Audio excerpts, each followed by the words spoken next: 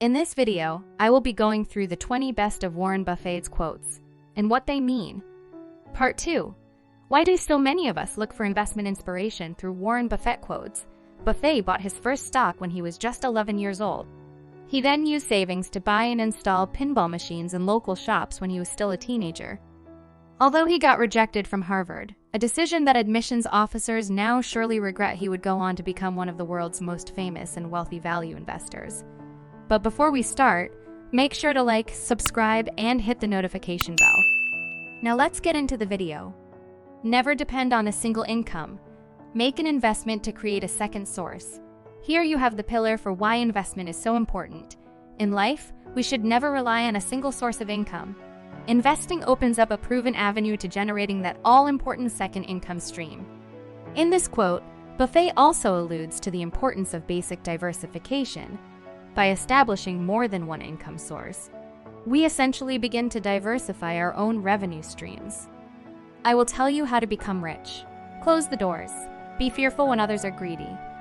Be greedy when others are fearful. Few quotes provide as much insight into the mind of Warren Buffett as this one. In this famous quote, Buffett reflects on an important fact. Humans are naturally irrational. We can expect a large quantity of them in a group to do irrational things. This is why large market swings are often based on the whims of traders. By rationally learning to work against this status quo, we learn that fighting the urge to follow the herd mentality into a stock will pay off.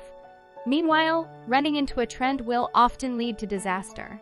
No matter how great the talent or effort, some things just take time. You can't produce a baby in 1 month by getting 9 women pregnant.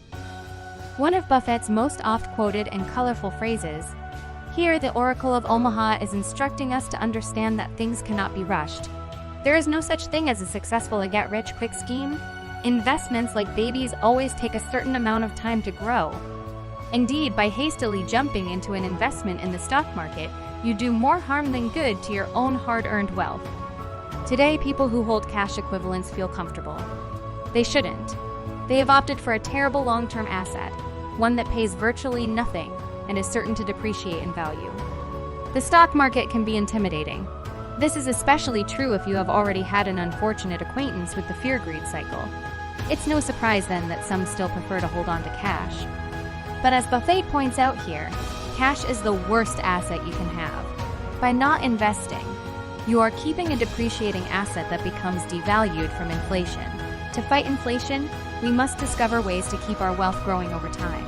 The best way to do this today is to automate our investments. We never want to count on the kindness of strangers in order to meet tomorrow's obligations. When forced to choose, I will not trade even a night's sleep for the chance of extra profits. While Warren Buffett believes that cash and cash equivalents are terrible as investments, he wants to keep some cash as a sort of protection so that he can meet tomorrow's obligations. In other words, Buffett prefers to have enough cash to meet any ongoing requirements and avoid over-investing. The lesson here for the individual investor is that you should have an emergency fund that protects you when emergencies arise. Without an emergency fund, you might have to sell your investments to meet emergencies. Apart from the fact that you might be forced to sell those investments at a loss, you also miss the chance to keep growing that money through compound interest and opportunity cost alternatively. You might be forced to depend on strangers to bail you out or incur debt at an expensive interest rate. To avoid the above situations, it's advisable you keep about 3 to 6 months' worth of your living expenses in a savings or money market account as an emergency fund. After that, you can then invest all your money in the market. With such security, you have less of a chance to lose sleep because of an unexpected emergency, or count on the goodwill of other people. Don't pass up something that's attractive today because you think you will find something better tomorrow. A bird at hand, they say, is worth 2 in the bush. Passing over a good investment in expectation of a better investment in the future is a poor choice. Not even the best investors can predict how the market will behave tomorrow.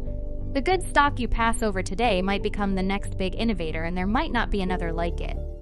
Buffett's advice is that once a stock satisfies the conditions that are important to you, there is little sense discarding it in the hope that a better one will come in the future. Forecasts may tell you a great deal about the forecaster. They tell you nothing about the future. It's important to take investment advice, not with a grain of salt, but rather a whole bucket. No investment expert or advisor knows the future. Forecasts about how the stock market will perform in the future are just that, mere forecasts. Timing the market and making investment decisions purely based on market forecasts is not a good strategy. Instead of trying to predict the market, Buffett prefers to focus on identifying companies with good fundamentals that the market is undervaluing. As long as the fundamentals don't change, he will hold such stocks for the long term. When trillions of dollars are managed by Wall Streeters charging high fees, it will usually be the managers who reap outsized profits, not the clients. There is an inverse relationship between the fees that you pay an investment advisor and your net returns. The higher the fees, the lower your net returns. Warren Buffett was not a big fan of mutual funds that charge high fees to manage investors' money. His concern is even more understandable given that these mutual funds often fail to outperform the market, which is the main reason why they charge the high fees in the first place. No wonder Warren now advises that individual investors are better off investing in low-cost index funds, even instructing his own trustee to put 90% of his estate in the ST 500. The best chance to deploy capital is when things are going down. When the market is going down, everyone is fearful, and instead of looking for new opportunities, they panic sell their investments. Buffett believes that market downturns are the best time to look for good companies that are undervalued, since the general market decline means such stocks are even more undervalued than if it were a bull market. This is good advice even for passive investors. Market downturns are a good time to invest more money in your diversified portfolio of ETFs. Why? You buy your ETFs cheaper, which means higher overall portfolio returns. Wall Street is the only place that people ride to in a Rolls-Royce to get advice from those who take the subway. Before receiving financial advice or trusting someone with your money, you should be sure they have the requisite knowledge, experience, and success with money. And it will be far better if you have a team of such people rather than a lone ranger or just a few individuals. For example, Sarwa has a wealth advisory team with experience and expertise in finance, trading, consulting, business development, investor relations, and investing technologies, including former employees of Accenture, McKinsey & Co. and Vigilant Global. We also have investment advisors and experts that include Dr. Jiro Kondo, an assistant professor of finance at McGill University, and Dr. Zaina Zainan, the chair of the board Royal Financials, and there are many public figures who serve as Sarwa's ambassadors as well. If we listen to Buffett, the smartest way to invest is to take action today and enjoy its benefits over time.